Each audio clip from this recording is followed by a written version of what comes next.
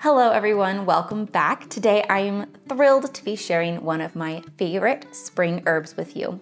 Today we're going to go over how you can identify and harvest nettle, as well as some of their many benefits and uses, and one of my all-time favorite nettle recipes. I hope you'll enjoy.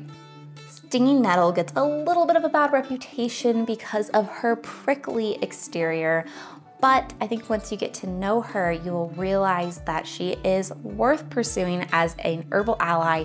She has so much to offer, and the sting is really easily avoided. The very first thing to do when you are foraging for any plant is to make sure that you are secure in your identification. Nettle is pretty easy to identify in my opinion. She has very distinctive serrated or toothed heart-shaped leaves that grow in opposing pairs on a square stem, similar to things that are in the mint family. And when you look at the stem and the leaves, you'll see little tiny hairs, little spines coating the stems of the plant and the little stems of the leaves as well. That's where the sting comes from. You can often find nettle growing in moist and shady locations in the early spring and into the fall. Today I'm harvesting from a domestic patch, and I'm going to harvest any growth that is still new and young and tender, and then I'm going to cut the whole plant back as it's starting to set seed, and this is going to encourage a new flush of fresh growth that I can harvest again in the fall. We want to identify the fresh, tender spring and fall growth that has not yet gone to seed. This is for two reasons primarily. The first one is just nutrient density.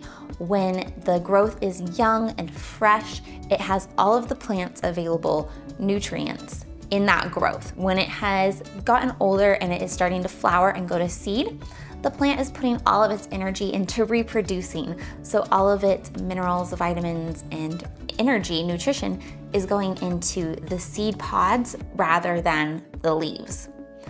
And the second thing is just eating experience. The young tender leaves are so much nicer to eat than tough, stringy, older growth. Harvesting stinging nettles does require a little bit of special care so that you can avoid getting any unpleasant stinging and rash sensations. You can do one of two things. You can either be confident and brave and go in with bare hands and make sure that you go with the grain of the little hairs that are all over the stems so that you don't break the tips and get stung. If you just go with the grain and have quick, efficient movements, you can definitely harvest nettle with your bare hands and still not get stung. Or you can use some good thick gloves and harvest with gloves, or even long sleeves. If you're really nervous, put some long sleeves on and tuck them into some heavy gloves, and you will have no problem harvesting stinging nettle. Nettle has so many benefits and really does deserve a place in your home apothecary and kitchen year-round. It is a very tonic and restorative herb. It has been traditionally used for upper respiratory health, liver, urinary tract, for seasonal allergies, and as a blood builder. Nettle's herbal constitutions are considered neutral and very dry. So if you are experiencing really dry conditions, maybe you have a wood stove in the winter or wildfire smoke in your area, or you just run naturally dry, one of my favorite things to do is add marshmallow leaves with nettles to balance its drying effects. If you naturally run very moist or you are experiencing excess moisture because of perhaps a cold and you have moisture that you want to move or dry out, nettle can be really great for helping with a really mucusy cough or runny nose, things like that. Nettles are also pretty high protein, about 25% dry weight protein, and that makes them really useful not only as an edible for us, but as a great fodder crop for our animals as well. If you want to dive deeper into some of the specifics on using nettle medicinally, I'm going to link a great article from a clinical herbalist website in the description so you can dive a little bit deeper into its medical properties. So you know all of the wonderful benefits that nettle has to offer. How do you start incorporating it into your diet? There are so many great ways you can dehydrate really simply, harvest your nettle, and dehydrate it on the lowest setting possible in your food dehydrator. Put it into glass jars or paper bags and store it for up to a year. You can then use this in soups and stews, and my favorite thing to do is use it in teas all year long. Another great option is to tincture nettle. Tinctures are a great way to have concentrated doses of our favorite herbal medicinals on hand for a fast and potent dose of whatever we've put into that tincture when perhaps an ailment strikes. There are really technical methods for making tinctures, and there are folk methods for making tinctures. I'll share my basic formula for a folk tincture with you today. This is the ratios for doing fresh leaves and flowers. For fresh leaves and flowers, just roughly chop and put into a clean glass jar, filling it 3/4 of the way full with your chopped herbs and flowers. Cover that completely with a high proof alcohol, about 80 proof vodka, gin, whatever you want to use.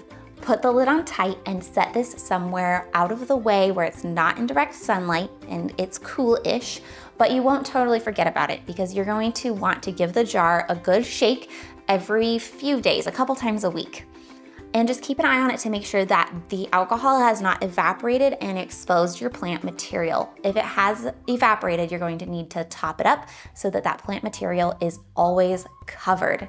Keep up this extraction process for about 6 to 8 weeks, at which point you will strain it through a cheesecloth or a sieve into, I prefer amber glass dropper bottles, but you could put it into any glass container, and then set it somewhere cool and dark for long-term storage up to several years. Now, my absolute favorite way to eat nettles is in pesto. I like to just whip up a batch and then keep it in the freezer so that I can enjoy this fresh spring taste all year. I'm gonna show you guys my really simple recipe for that right now. My basic pesto formula has 6 ingredients, and you can do this with nettles, with basil, with mint, with any green. Nasturtiums is amazing. So you can take this basic pesto formula and substitute in whatever green happens to be your favorite or is in season at that time. I love having pesto in the freezer all winter. It just is so bright and lively on pastas, pizzas, sourdough toast. It's definitely a family favorite, and I hope you'll enjoy. 3 cups of greens. Today we're using nettles.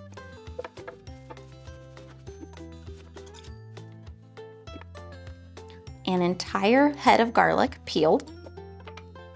A little squeeze of lemon. 3/4 cup olive oil. 3/4 cup Parmesan cheese. And 3/4 cup of nuts. Today I'm using walnuts. Blend it and then add it into a clean glass jar. You can keep it in the refrigerator for up to a week or put it in the freezer for long-term storage up to a year. Thank you guys for joining me today as we learned a little bit more about nettles, how to identify and harvest and use them in your daily life. I hope that this was helpful to you, and if it was, please let me know in the comments and maybe share it with a friend. Remember to hit the like button.